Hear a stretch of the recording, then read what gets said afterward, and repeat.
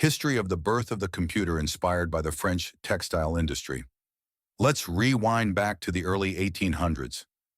Charles Babbage was a brilliant but eccentric English mathematician. In the 1830s, he dreamed up a machine he called the analytical engine, a massive steam-powered mechanical computer.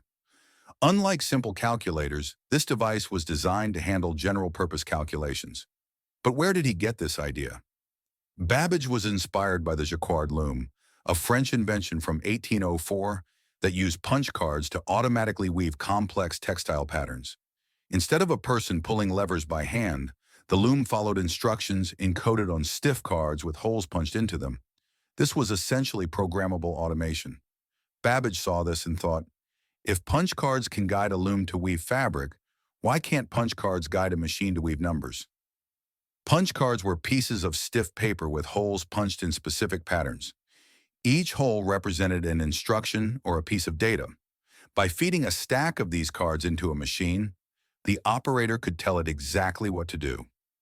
This is exactly what inspired Charles Babbage in the 1830s.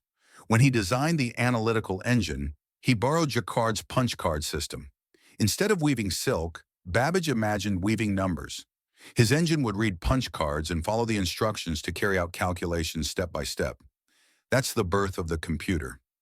Now let's introduce Ada Lovelace. Ada was the daughter of the poet Lord Byron, but unlike her father, she was fascinated not by words but by mathematics and science. In 1833, at a party in London, Ada was introduced to Babbage by her tutor, Mary Somerville, who was one of the great science writers of the time. Ada was only a teenager, but she quickly grasped Babbage's vision. A few years later, Ada translated an Italian paper on Babbage's analytical engine. But she didn't just translate it. She added her own extensive notes, which ended up being 3 times longer than the original paper. Inside those notes was something revolutionary, the first published algorithm intended for a machine. An excerpt from a letter. I will send down before tomorrow evening Brooks' formulae. The reports of the Royal Society on your machine. I suppose you can get it easily, and I particularly want to see it before I see you on Wednesday morning. It appears to me that I am working up the notes with much success, at least even if the book be delayed in its publication, a week or 2 months. Mr. Taylor's while to wait. I will have it well and fully done, in truth at all. I want to put in something about Bernoulli's numbers in one of my notes, as an example of how an implicit function may be worked out by the engine without having been worked out by human head and hands first. Give me the necessary data and formulae. Yours ever, AAL.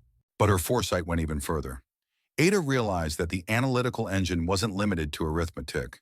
She wrote that one day, such a machine could manipulate symbols, not just numbers, meaning it could create music, generate graphics, or even explore patterns of thought.